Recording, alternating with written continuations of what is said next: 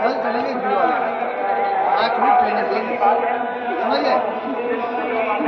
और वीडियो जो ना खो गए तो कैसे उसके बाद जब आप हो जाए तो कोई भी अपरिचित आदमी आपके भी मैं बोलता रहता हूँ, मेरे को पता है, हमारा गेम हम पता है, ये बात है क्या, हमारा गेम भी पास में, हमारा गेम भी पास में, हमें ऐसा पता है। धन्यवाद।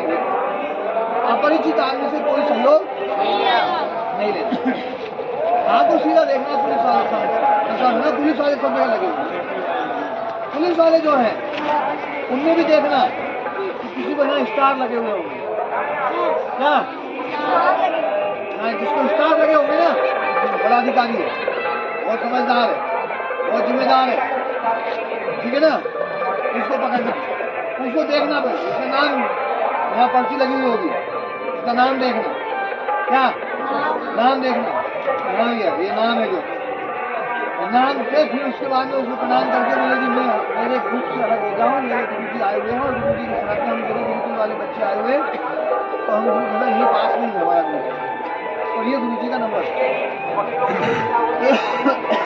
उनको नंबर बता, ठीक है ना, मेरा नंबर लिखो, मेरा नंबर याद करो, 9926 99। मैं यहाँ खड़ा हूँ क्या बताओ, वो पहले पता जरूर बता, वो तो वही बताएंगे,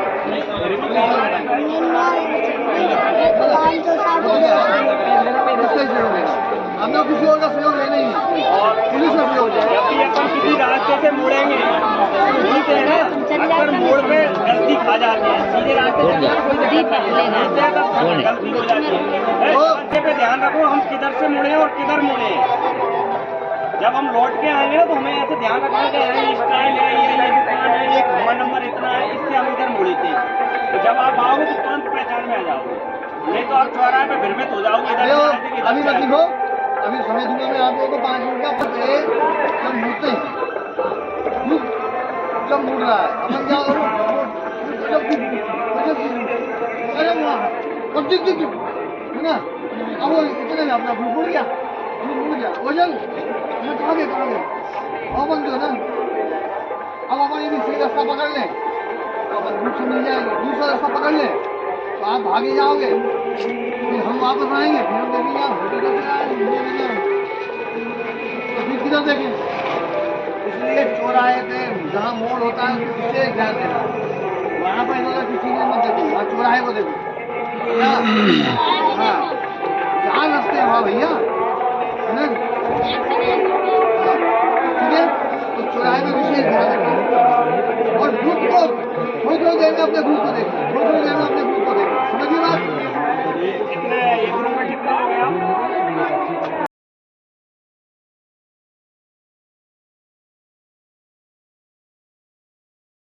पर इंस्ट्रक्शंस के बाद में बच्चे भ्रमण के लिए निकल चुके हैं मेला क्षेत्र में, और यहाँ पर जितने भी लोग हैं जो मिल रहे हैं वो आश्चर्यचकित हैं कि इतने सारे बच्चे इतनी दूर से भ्रमण के लिए आए हुए हैं मेला क्षेत्र के अंदर।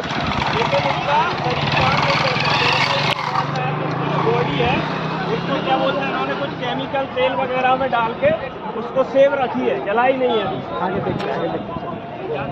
चलो चलो बेटा, पीछे वाले पीछे नहीं बिछड़ो, एक साथ रहो। ये पीछे क्यों बिछड़ रहे हो आप, पीछे क्यों बिछड़ रहे हो?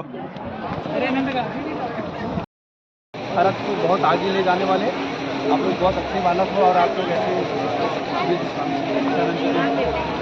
हो, और आप जिस पंडाल में आए दिव्य ज्योति जागृति संस्था, जिसके संस्थापक सदस्य आशुतोष महाराज जी हैं, और ये पूरे टीम में महाराज जी का एक विशेष यहाँ पे विशेष ये है नर रूप में, लेकिन ऐसा कार्य करेंगे कि नर से नारायण तक की यात्रा करें।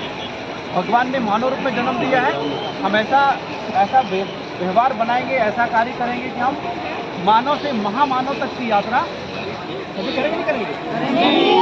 हम जैसे नरेंद्र ने विवेकानंद नरेंद्र को जन्म दिया, लेकिन वह ऐसा यात्रा किया कि नरेंद्र से विवेकानंद बन गए।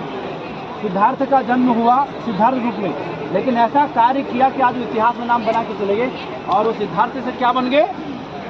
महाबुद्ध। क्या बन गए? महाबुद्ध। तो महाबुद्ध तब बन पाओगे जब बुराइयों के खिलाफ युद्ध करोगे। एक युद्ध अपने विरुद्ध, जो हमारे अंदर बुराइयां हैं ना उनसे लड़ना है, तभी जाकर के क्या बन पाओगे, महायोगी। तो ये दिव्य ज्योति जागृति संस्थान में ऐसा बताया जाता है, हर व्यक्ति के यहाँ पे दिव्य दृष्टि, क्या है, दिव्य दृष्टि।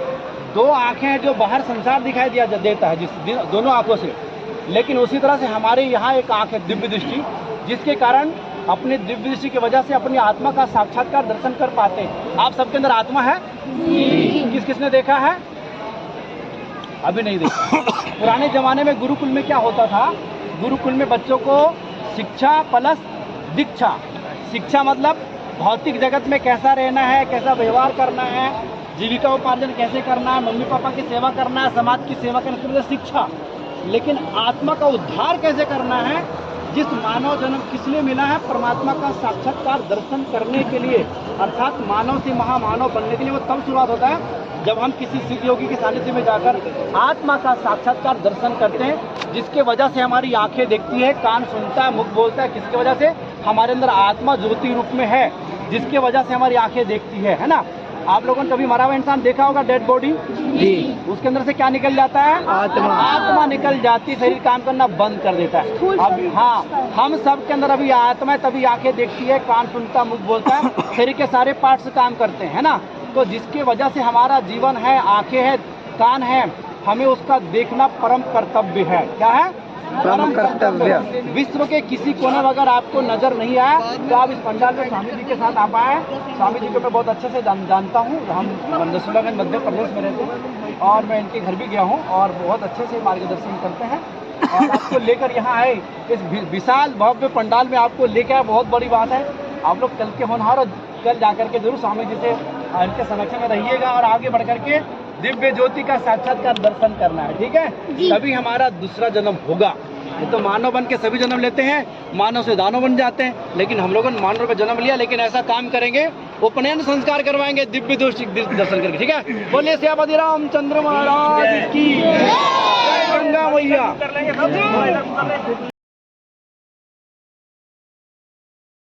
75 मीटर इतना था, मगर शाही स्नान के दिन सभी संत वहाँ पे स्नान करते हैं, भक्तगण स्नान करते हैं। तो इतना रजतम होते हुए भी वो भाव भक्ति से वहाँ पे स्नान करते हैं, तो उसकी सकारात्मकता जो है, पॉजिटिविटी जो है वो बढ़ जाती है। तो वो लगभग 3.55 मीटर इतने % तक बढ़ गई, ऐसे ध्यान में आया। मतलब बाहर का रजतम होते हुए भी भक्तगण जो भाव से जाते हैं, संत सद्गुरुओं के जो सकारात्मकता होती है, उससे पानी में जो सकारात्मकता कैसे बढ़ती है वो साइंटिफिकली प्रूव है। जैसे यहाँ पे मणिकर्णिका घाट पे भी ऐसा एक्सपेरिमेंट हमने किया था। यहाँ पे भी है कि अगर हम गंगा नदी का दर्शन लेते हैं, तो ऐसे मनोरंजन के स्तर पर दर्शन लेते हैं तो वहाँ पे ऐसे अहम का वलय होता है, मगर एक भाव से अगर करते हैं तो वो ऐसे दैवी जो पार्टिकल्स है वो वहाँ पे से प्रक्षेपित होते हैं। हर एक का जो भक्त का जो भाव होता है ना, तो उसके मुताबिक उसका जो सकारात्मकता है तो उससे लाभ होता है।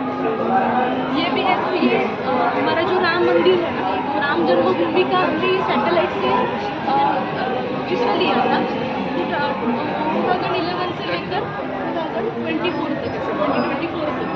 तब सुप्रीम कोर्ट का जब जजमेंट आया राम जन्मभूमि के फेवर में, तब से लेकर उसकी जो सकारात्मकता है, उसमें कैसी बढ़ोतरी हो गई उस जन्मभूमि में, तो वो यहाँ पे ऐसे निरीक्षण दिखाया गया।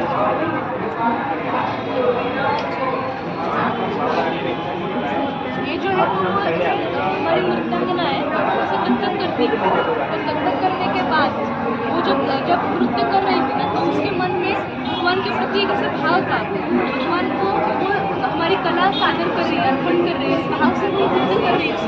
तो करने के बाद उसका जो उसकी स्वयं की जो सकारात्मकता है, वो उसका जो ऑरा है वो 5.96 मीटर तक बढ़ गया उसका ऑरा। और जो शिवलिंग था तो उसकी भी जो सकारात्मकता है ना, तो वो 16.25 मीटर इतनी बढ़ गई। मतलब क्या, जब ऐसे कोई भक्त भाव से अगर भगवान को कुछ अपनी कला अर्पण करता है तो उस शिवलिंग में भी कितनी सकारात्मकता बढ़ गई, ये हमें इस एक्सपेरिमेंट से दिखाया गया। और जहाँ पे ये नृत्य हो रहा था ना, वहाँ पे हमने एक शिव जी की प्रतिमा भी रखी थी, तो उसका भी जो ऑरा है ना, तो वो 100.8 मीटर इतना बड़ा बढ़ गया। ऐसे ध्यान समझ में आया ना? अगर हम ये कला जो है तो वो डिवोशन से करते हैं, भगवान के लिए करते हैं, तो कितना सकारात्मक उसका रिजल्ट मिलता है, ये यहाँ पे दिखाया। ठीक है। हम जो ये 4 उंगली रहते हैं एंटेना जैसा, वो अगर प्रार्थना हम अंतर्मन से भाव से करते हैं तो भगवान का चैतन्य उत्पन्न होते हैं, और चैतन्य की ऊर्जा और उसका वाइब्रेशन जो होता है, इसमें से कम से और अपने आज्ञा चक्र तक ऐसा प्रार्थना करना है, थोड़ा ऐसा सर करके भगवान को प्रार्थना करना, शक्ति देने के लिए, साधना करने के लिए, और लोगों को, सोसाइटी को कुछ बेनिफिट देने के लिए ऐसा करके, ऐसा फर्स्ट करके, बाद में जेंटली अनाहत चक्र जो रहता है, अनाहत चक्र इधर रहता है, फर्स्ट स्टेप है ऐसा जेंटली करना। ऐसा प्रार्थना किया तो हमारे ऊपर आध्यात्मिक उपचार भी होता है, स्पिरिचुअल हीलिंग जो बोलते हैं, और मन की प्रशांति शांति होती है। ठीक है, धन्यवाद करो सब।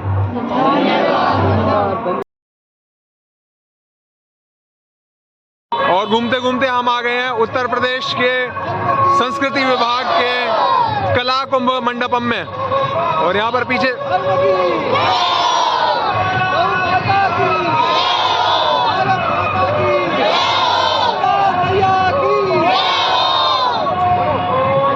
पीछे पीछे बहुत बहुत सुंदर सुंदर कलाकृतियां इन्होंने बनाई हुई हैं। अभी जाकर देखते हैं क्या है। देखने में तो बहुत सुंदर लग रहा है दूर से। यहाँ पर इन्होंने समुद्र मंथन का कलाकृति के माध्यम से बनाने का प्रयास किया है। देखने में तो बढ़िया लग रहा है।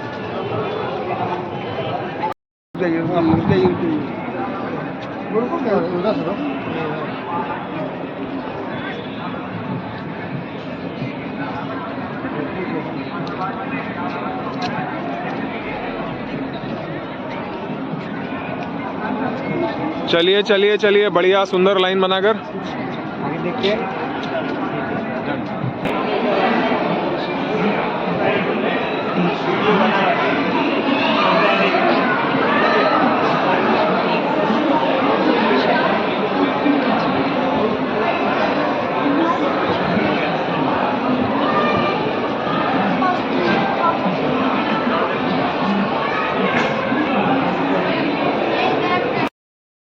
ये पहले थी है जिसको सरकार ने अपने अंदर में लेके इसका सुधारीकरण किया, वैसे हो गई है, ठीक है ना।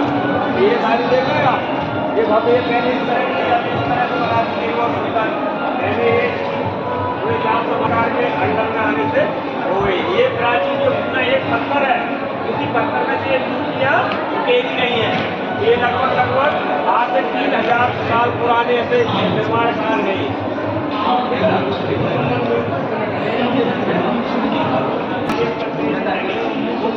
तो उसका मैं नहीं करता। हाँ, ये 1906 क्या है, आज कितना है 1906 के कुंभ, 1906 का कुंभ, 1906 सब 1906 के कुंभ की पिक्चर्स है। इधर भी देख लीजिए, इधर सबसे पहला कुंभ 1860 का नहीं, सबसे पहला कुंभ है रिकॉर्ड। अच्छा, रिकॉर्ड उसका। अच्छा, जो है उसके अब व्यवस्थाओं के रूप में जो की गई है, हाँ हाँ, 1860 से मिली। अच्छा, उससे पहले का हमको कोई रिकॉर्ड ऐसा नहीं मिलता। रिकॉर्ड होगा, लेकिन अभी यहाँ मतलब उसी का अलग 1860 से लगी। अच्छा, 1860 से लगी हुई है। 1954। 1860 का कुछ दिखा सकते हैं आप? कहाँ पे है? हाँ, ये देखिए, आइए आपको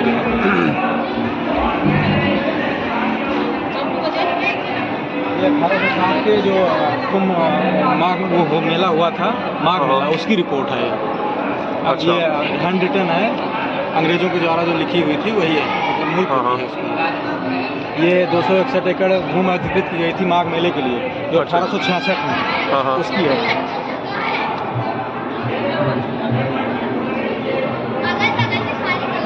ये 1870 की मतलब उसी व्यवस्था के लिए जो लिखा गया था वो रिपोर्ट है। बहुत बढ़िया।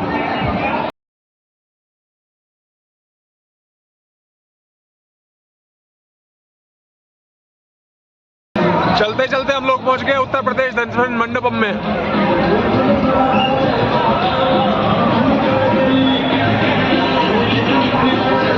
आ जाओ सहजता से आओ।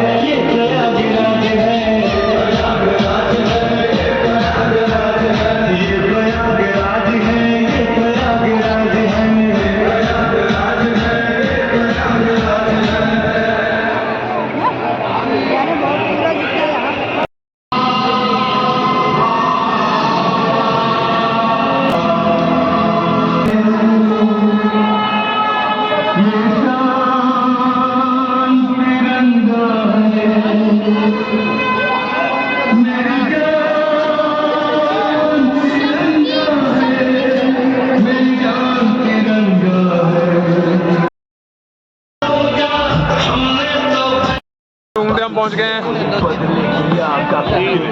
नागालैंड में।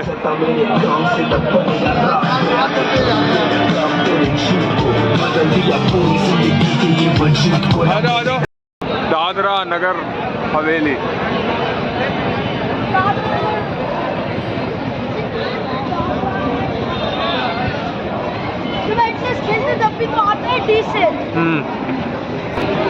वहां पे समुद्र दिखाया था ना बहुत सारा।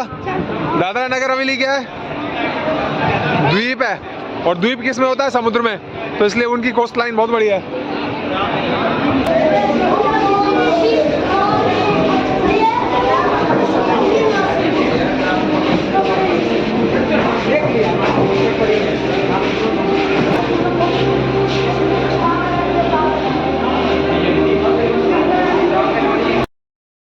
घूमते घूमते हम पहुंच गए मध्य प्रदेश मंडपम में।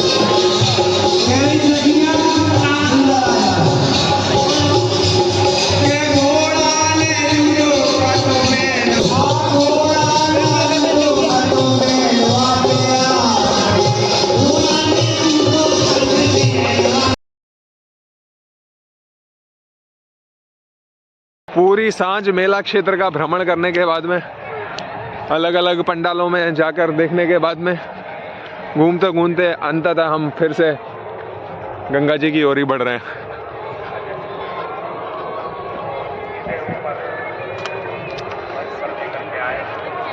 सामने गंगा जी।